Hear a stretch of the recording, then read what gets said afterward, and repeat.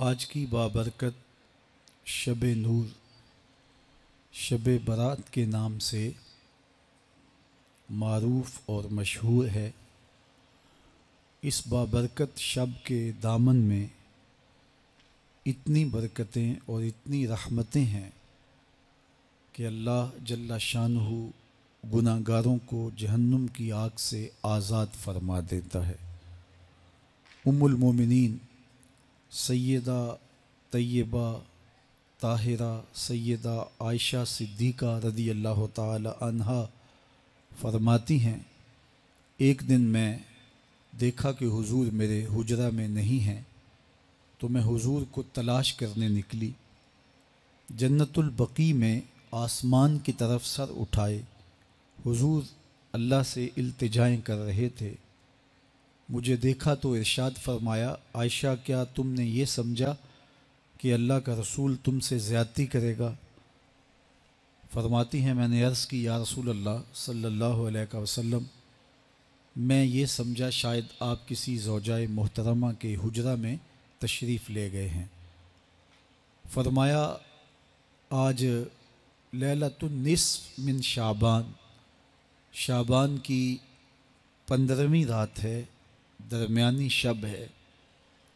اس رات کو اللہ تعالی جل شانہ آسمان دنیا پہ نزول اجلال فرماتا ہے اور قبیلہ بنو کلب کی بکریوں کے بالوں سے زیادہ لوگوں کو جہنم کی آگ سے آزاد کر دیتا ہے۔ قبیلہ بنو کلب عرب کا بہت بڑا قبیلہ تھا جو بھیڑ بکریاں پالتے تھے اور لاکھوں کی تعداد میں ان کی بکریوں اور بھیڑوں کے ریوڑ تھے۔ تو اس قبیلے کی بکریوں کے بالوں سے بھی زیادہ گناہ گاروں کو جہنم کی آگ سے آزاد کر دیا جاتا ہے۔ تو یہ وہ بابرکت شب رحمت ہے، شب نور ہے، جس کے دامن میں اتنی برکتیں ہیں کہ کوئی محروم نہیں رہتا۔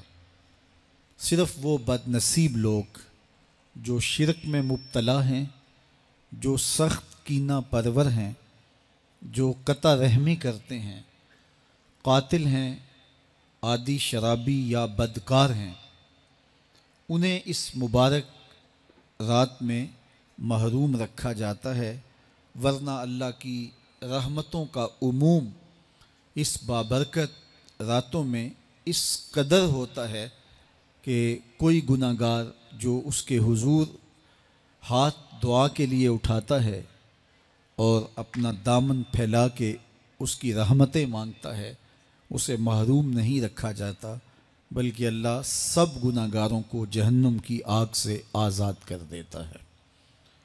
ایک روایت میں آتا ہے کہ اللہ لیلۃ النصف من شعبان، شعبان کی 15ویں رات کو آسمان دنیا پہ اپنی رحمتوں سے جلوہ گر ہوتا ہے اور فرماتا ہے کوئی رزق مانگنے والا، میں اس کی جھولیاں بھر دوں، ہے کوئی مغفرت طلب کرنے والا، میں اس کے گناہ معاف کر دوں، ہے کوئی مجھ سے عافیت مانگنے والا، میں اس کو عافیتوں سے نواز دوں، ہے کوئی فلاں چیز مانگنے والا، ہے کوئی فلاں چیز مانگنے والا، اس کی رحمتیں آواز دیتی ہیں، اور یہ آواز غروب آفتاب سے لے کر کے طلوع فجر تک مسلسل بندوں کو دی جاتی ہے، اور بندے اس کے حضور اگر دست طلب دراز کریں، اپنی جھولی پھیلائیں، تو اللہ تعالیٰ ان کو ان کے مانگنے سے بھی زیادہ عطا فرماتا ہے۔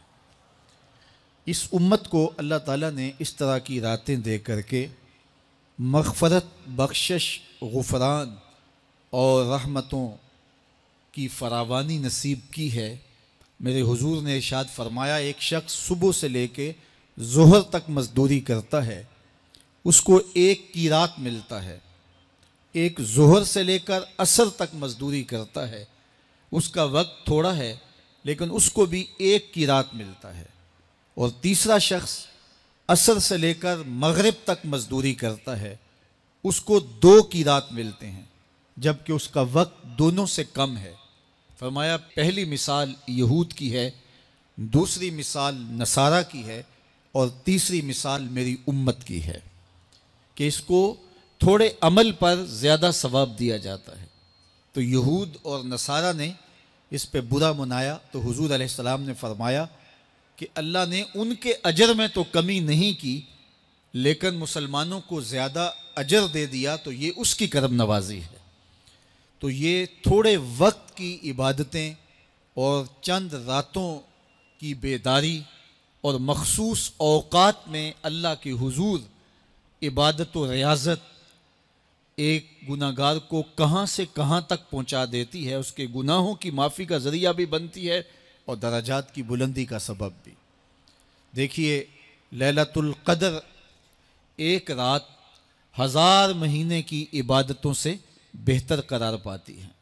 اسی طرح دیگر مواقع ہیں کہ اللہ تعالیٰ اس امت کے لیے رکھے ہیں، رحمت رب بہانہ می طلب، اور یوں بھی پڑھا گیا رحمت رب بہانہ می طلب۔ اس کی رحمتیں قیمت نہیں مانگتی اور اس کی رحمتیں بہانہ تلاش کرتی ہیں، تو وہ اپنے بندوں کو بخشنے پہ آمادہ ہے اگر وہ اپنا دامن طلب پھیلائیں۔ قرآن مجید میں ایک مقام دیکھیے کتنا دل آویز ہے، فرمایا ما یفعل اللہ بعذابکم، اللہ تمہیں عذاب دے کے کیا کرے گا؟ اس کی یہ چاہت نہیں ہے کہ تمہیں عذاب میں مبتلا کرے، اس کی چاہت یہ ہے کہ تم اس کی چوکھٹ پہ آؤ، جھولی پھیلاؤ، اس سے خیرات اور رحمت مانگو، اور وہ تمہارے ماضی کے سارے گناہ معاف کر کے، ساری غلطیاں معاف کر کے تمہیں اپنی رحمتوں سے مالا مال فرما دے۔ تو وہ بندوں کو بخشنے پہ، بندوں کی مغفرت کرنے پہ آمادہ ہے اور اس کی رحمتیں بہانے تلاش کرتی ہیں۔ اللہ اکبر۔ اور دوسری جانب اس کے بندے، اس کے مملوک، اس کی مخلوق، اور مخلوق کی گناہ گار اور نیکوکار اس کی رحمتوں کے طالب ہوتے ہیں، بلکہ وہ گناہ کرنے کے بعد جب معافی مانگتے ہیں تو اللہ کو یہ معافی بہت پسند ہے۔ معافی مانگنا، اس کے حضور اپنے دامن کو پھیلانا، وہ اس کو بہت زیادہ محبوب ہے۔ انسان کی فطرت کے اندر گناہ رکھا گیا ہے۔ آگ، ہوا، مٹی، پانی، یہ ان 4 چیزوں کا مرکب ہے۔ اس کے جو عناصر ہیں اس میں کبھی اعتدال قائم نہیں رہتا اور اس سے گناہ سرزد ہو جاتے ہیں۔ گناہ کرنے کے بعد بندے کا اس گناہ پہ اصرار کرنا، اڑ جانا، ضد کرنا، توبہ نہ کرنا، اللہ کو یہ پسند نہیں۔ لیکن اگر اس سے گناہ سرزد ہو جائے تو پھر وہ توبہ کر لے تو اللہ کو یہ بہت زیادہ پسند ہے۔ جو اس سے ہو سکے نیکی وہ اللہ کے حضور پیش کرے، لیکن اس کے اندر جو شر رکھی گئی ہے، اس کے اندر جو قوتیں گناہ کی رکھی گئی ہیں، اس سے اگر اس سے گناہ سرزد ہو جائے تو پھر وہ اللہ سے توبہ کرے، اللہ کی طرف رجوع کرے، تو اللہ اس کی توبہ کو نہ صرف قبول کرتا ہے بلکہ اس کے گناہوں کو معاف کرتا ہے اور گناہوں کو بدل کے نیکیوں میں تبدیل کر دیتا ہے۔ جب گناہ نیکیوں میں تبدیل ہو گئے تو جتنا بڑا گناہ گار تھا اتنا بڑا نیکوکار ہو گیا۔ حضرت سیدنا عمر رضی اللہ تعالیٰ عنہ بازار میں جا رہے تھے تو ایک شرابی نے ہاتھ میں بوتل پکڑی تھی شراب کی، تو حضرت عمر ہاتھ میں درہ رکھتے تھے اور آپ کا جاہ و جلال دیتنیت ہوتا، تو جو ہی حضرت عمر رضی اللہ تعالیٰ عنہ کو اس نے دیکھا تو ڈر گیا اور دل ہی دل میں کہا اے اللہ آج عمر کے قہر سے بچا لے، میں تیری بارگاہ میں سچی توبہ کرتا ہوں، اور جلدی سے شراب کو بغل میں چھپا لیا۔ اتنے میں حضرت عمر سر پہ پہنچ گئے اور گرج کر کڑک کے کہا کہ یہ تیری بغل میں کیا ہے؟ چونکہ اس کو بوتل چھپاتے دیکھا تھا تو وہ ڈر گیا اور ڈرتے ڈرتے کہنے لگا حضرت یہ سرکہ ہے۔ اب تھی تو شراب، لیکن ڈرتے ہوئے بولا حضرت سرکہ ہے۔ تو حضرت عمر نے کہا نکال۔ جب نکالا تو شراب نہیں تھی، واقعی سرکہ بن چکا تھا۔ تو جب اللہ کے حضور کوئی توبہ کرتا ہے اللہ اس کے گناہوں کو بدل کے نیکیوں میں تبدیل کر دیتا ہے۔ حدیث پاک میں آتا ہے کہ قیامت کے دن اللہ ایک شخص کو کہے گا کہ اپنا نامہ اعمال پڑھ، تو وہ نامہ اعمال پڑھنے لگ جائے گا، تو نامہ اعمال کے اندر چھوٹے گناہ بھی ہوں گے، بڑے گناہ بھی ہوں گے، تو اللہ سے حیا کرتے ہوئے، شرم کرتے ہوئے وہ بڑے بڑے گناہوں کو چھوڑتا جائے گا اور چھوٹے چھوٹے گناہوں کو پڑھتا رہے گا۔ جب وہ سارے گناہ پڑھ چکے گا اور کتاب ختم ہوگی تو اللہ تعالیٰ اسے فرمائے گا، میرے بندے تو نے یہ جتنے گناہ پڑھے ہیں میں نے سب کو بدل کے نیکیوں میں تبدیل کر دیا۔ تو بندہ کہے گا، اللہ ابھی تو میرے بڑے بڑے گناہ رہتے ہیں جو میں نے پڑھے ہی نہیں۔ فَضَحِكَ النَّبِيُّ حَتَّى بَدَتْ أَنْيَابُهُ، حضور جب یہ بیان فرما رہے تھے تو حضور اتنا مسکرائے کہ صحابہ نے حضور کی داڑھیں دیکھ لی۔ تو پہلے وہ بڑے بڑے گناہ چھوڑے جا رہا تھا، لیکن جب اللہ فرمائے گا کہ میں تیرے گناہوں کو بدل کے نیکیوں میں تبدیل کر دیا، تو وہ کہے گا ابھی تو بڑے بڑے گناہ رہتے ہیں جو میں نے ابھی پڑھے ہی نہیں۔ تو جب کوئی بندہ اس کے حضور توبہ کرتا ہے، اللہ یہ نہیں دیکھتا اس نے گناہ کتنے کیے ہیں، یہ دیکھتا ہے بندہ آیا میری چوکھٹ پہ ہے تو اللہ اس کے پچھلے سارے گناہ معاف فرما دیتا ہے۔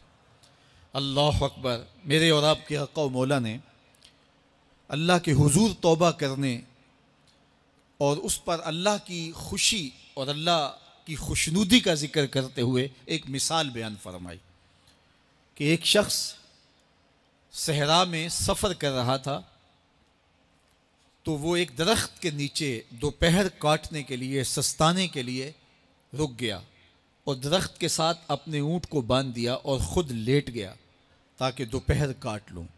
تھوڑی دیر کے بعد جب اس کی آنکھ کھلی تو اس نے کیا دیکھا کہ اونٹ ماں ساز و سامان کے ساتھ غائب ہے۔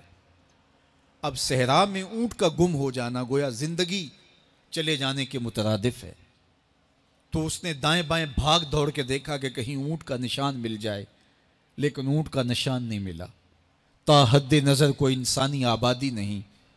وہ بھاگا اور تھک ہار کے دوبارہ اسی درخت کے نیچے بیٹھ گیا اور پیاس سے ہلکان ہوا جا رہا تھا اور درخت کے ساتھ ٹیک لگا کے لیٹ گیا اور موت کا انتظار کرنے لگا۔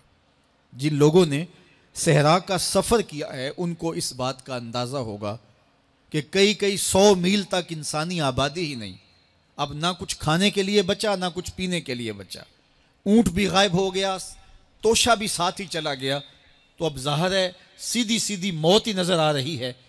تو وہ اس درخت کے ساتھ ٹیک لگا کے بیٹھ جاتا ہے اور موت کا منتظر ہوتا ہے۔ تھوڑی دیر کے بعد پھر اس کی دوبارہ آنکھ لگ جاتی ہے۔ جب دوبارہ آنکھ لگتی ہے تو تھوڑی دیر بعد پھر آنکھ کھلتی ہے۔ جب دوبارہ آنکھ کھلتی ہے تو دیکھتا ہے کہ اونٹ جو گما تھا ماں ساز و سامان کے اس کے پاس کھڑا ہے۔ تو صحرا میں اس حالت میں اونٹ کا مل جانا زندگی مل جانے کے مترادف ہے۔ تو وہ اتنا خوش ہوا کہ خوشی کی انتہا نہ رہی، بلکہ مسرتوں کے ہجوم میں درک گیا اور کہنے کیا لگا، اللہم انت عبدی وانا ربک، اے اللہ تو میرا بندہ اور میں تیرا رب۔ کہنا تو یہ تھا کہ تو میرا رب اور میں تیرا بندہ، لیکن مسرتوں کا ہجوم ہی اتنا تھا، خوشیوں کا ہجوم ہی اتنا تھا کہ زبان پہ قابو نہ رہا۔ کسی کے آنے سے ایسے ہوش اڑے ساقی کے، شراب سیخ پہ ڈالی اور بوتل میں کباب۔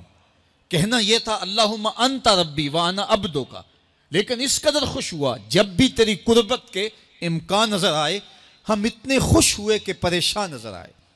تو کہنا یہ تھا کہ اے اللہ تو میرا رب اور میں تیرا بندہ، لیکن خوشیوں کے ہجوم میں وہ کہتا ہے اللہم انت عبدی وانا ربک، اے اللہ تو میرا بندہ اور میں تیرا رب۔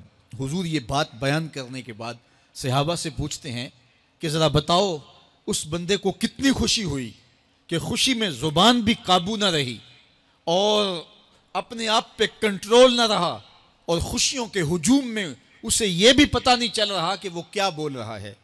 تو صحابہ نے عرض کی حضور بہت زیادہ اسے خوشی ہوئی۔ تو میرے حضور نے یہ بات کرنے کے بعد ارشاد فرمایا، جس طرح اس کو گما ہوا اونٹ ملا اور اس کی خوشی کی انتہا نہ رہی، تو فرمایا جب کوئی شخص توبہ کرتا ہے اور اللہ کی حضور پلٹ کے آتا ہے، گناہوں سے معافی مانگ کے اس کی دہلیز پہ آتا ہے، میرے حضور نے فرمایا اللہ اس سے بھی زیادہ خوش ہوتا ہے کہ میرا بندہ میری چوکھٹ پہ آ گیا ہے۔ آپ نے نام سنا ہوگا محمود غزنوی اور ایاز کا، ان کا باہم محبت کا رشتہ بہت گہرا تھا۔ अयास टूट के चाहता था बादशाह को। अब दीगर मुसाहिबीन हसद करते थे, बुग़्ज़ रखते थे। वो कहते थे ये कोई क्या इसमें करिश्मा और कमाल है कि बादशाह इसको इतना ही चाहता है। तो बादशाह जब उन वज़ारा का, मशीरों का हसद हद से बड़ा हुआ देखा तो एक दिन सबको अपने दरबार में हाज़िर किया। दरबार में एक तालाब था, तो उसमें मुट्ठी भर के मोतियों की फेंक दी और एक एक वज़ीर को कहा कि ये मोती निकाल के लाओ और ये ख्याल करना कि तुम्हारा लिबास भी, तुम्हारा बदन भी नहीं भीगना चाहिए। तो सब ने कहा कि ये अजीब बात है कि हौज़ की तह से मोती निकाल के लाएं और लिबास भी ना भीगे और बदन भी ना भीगे, ये तो लाजमी होगा। फिर दूसरे वज़ीर को कहता कि ये मोती निकाल के लाओ, तुम्हारा लिबास भी नहीं भीगना चाहिए, तुम्हारा बदन भी नहीं भीगना चाहिए। तो वो आगे से हुज्जत करता, ये कैसे हो सकता है कि बदन भी और लिबास भी ना भीगे और मोती भी निकाल लाऊं। तीसरे को, चौथे को, पांचवें को, हर एक आगे से हुज्जत करे, ये कैसे हो सकता है। फिर अय्याज़ आ गया तो बादशाह ने अय्याज़ को कहा कि ये मोती निकाल के लाने हैं और तुम्हारा लिबास भी और तुम्हारा बदन भी नहीं भीगना चाहिए। अय्याज़ ने फ़ौरन छलांग लगाई और मोती निकाले। जब बाहर निकला तो बदन और लिबास पानी से नुचड़ रहा था। तो ऐसे मोती बादशाह को पेश किए और बदन कप कपा रहा था।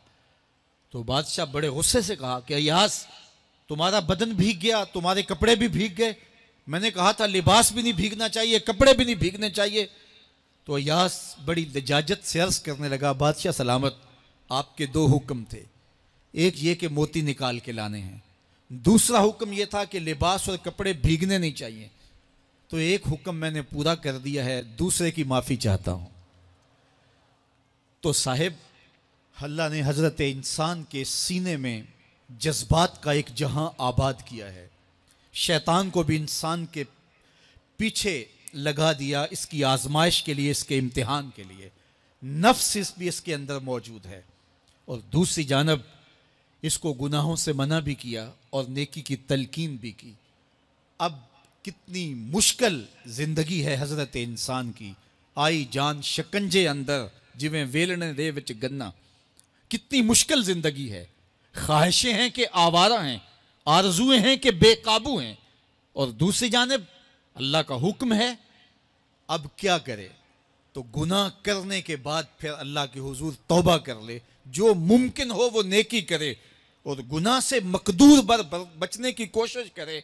लेकिन बशरी तकाज़ों के तहत अगर उससे गुनाह कभी सरजद हो जाए तो उस पर अकड़े ना और उस पर मुसर ना रहे, उस पर असरार ना करे, बल्कि फ़ौरन अल्लाह के हुजूर तौबा करे। गुनाह करने के बाद बंदा जब तौबा करता है, अत्ताइबु मिनज़्ज़म्बि कमन ला ज़म्ब लहू, तो वो ऐसे होता है जिस तरह उसने गुनाह किया हुआ ही नहीं।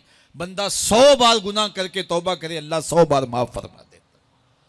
वो करीम है, 70 माओं से ज़्यादा प्यार करता है।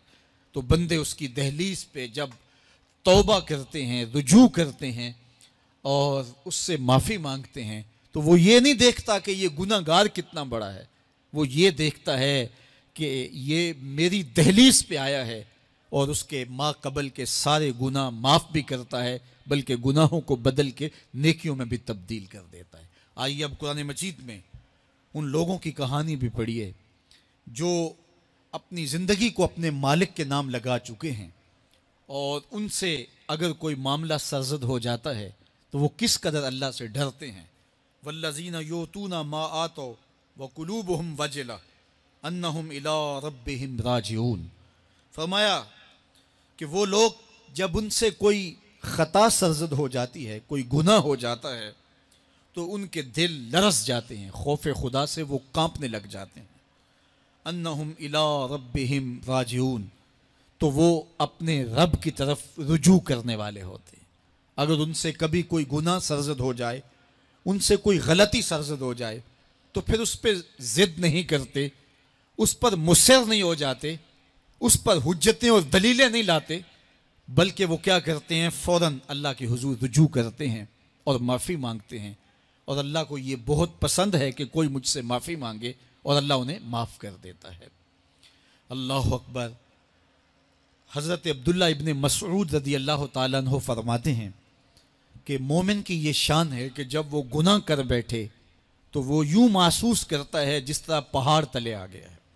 یہ اس کی کیفیت ہے کہ گناہ کرنے کے بعد، نافرمانی کرنے کے بعد اس کا دل لرز اٹھتا ہے۔ وَقُلُوبُهُمْ وَجِلَةٌ، ان کے دل خوف خدا سے لرزنے لگ جاتے ہیں کہ ہم سے یہ گناہ کیوں سرزد ہو گیا، یہ تو اللہ کی ناراضگی کا سبب ہے۔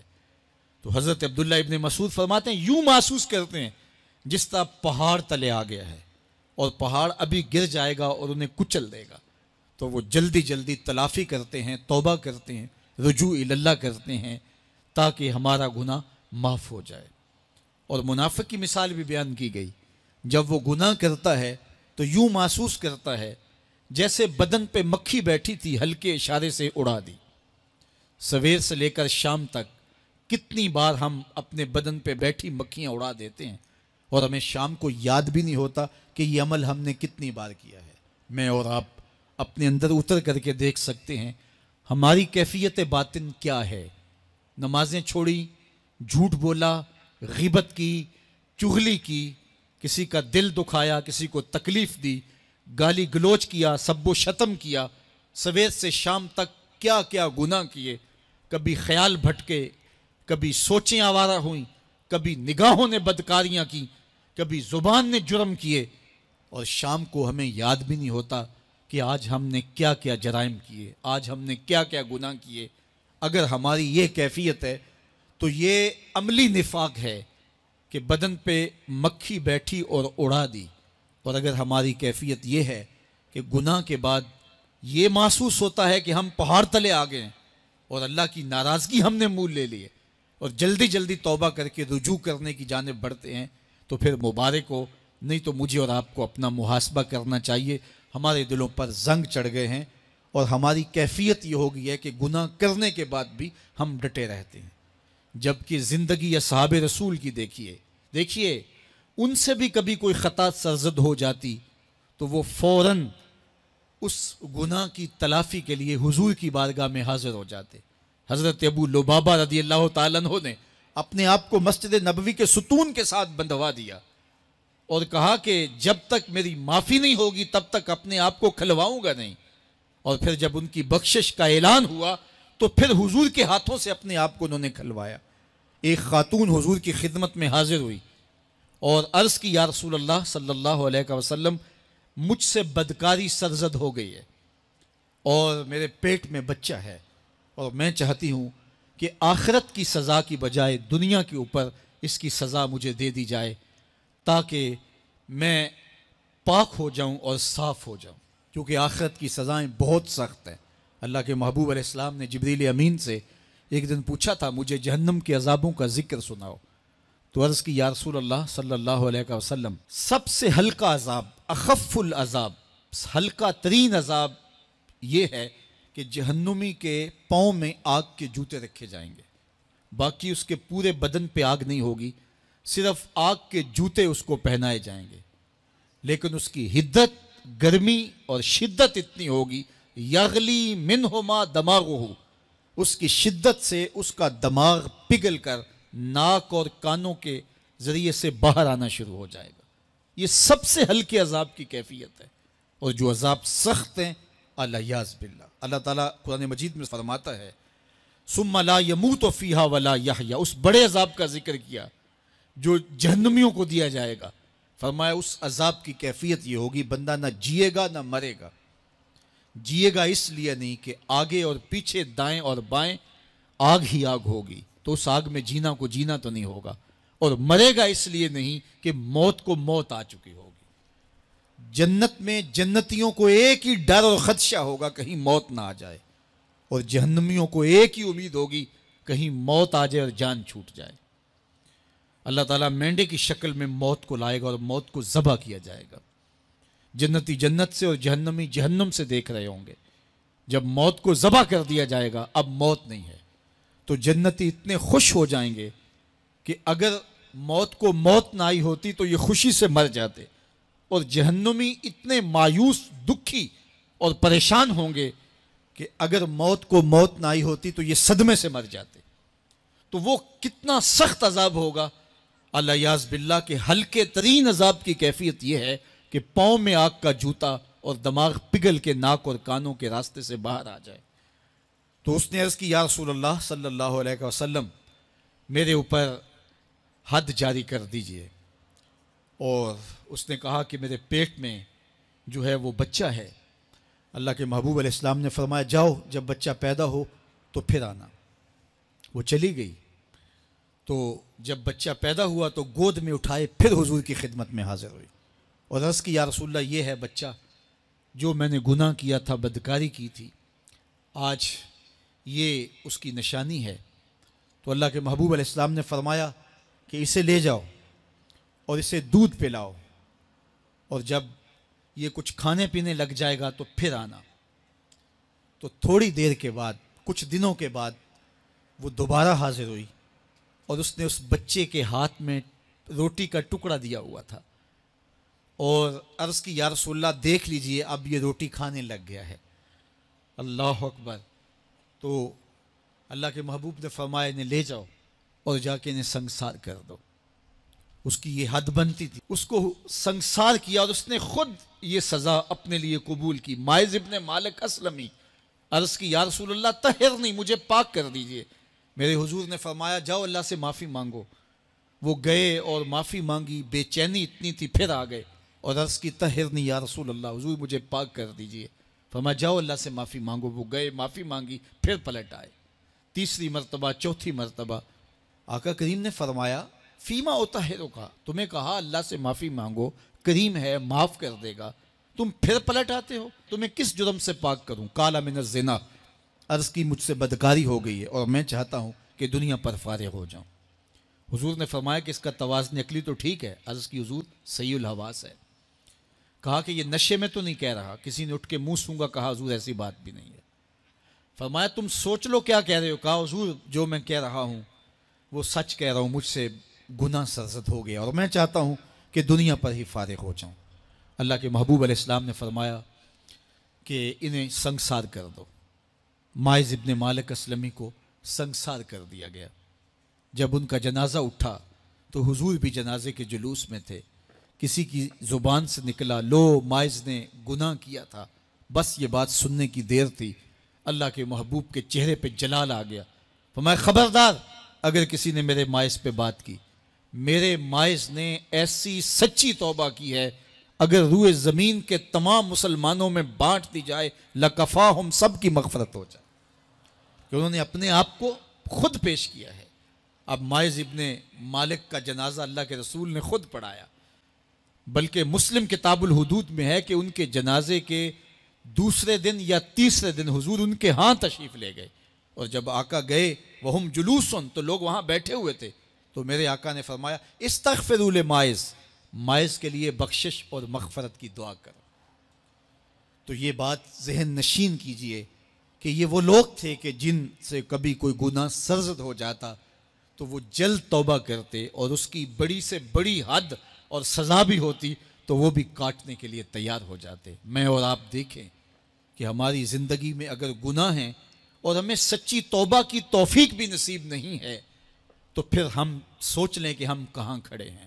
دیکھیے اللہ دلوں کے بھید جانتا ہے۔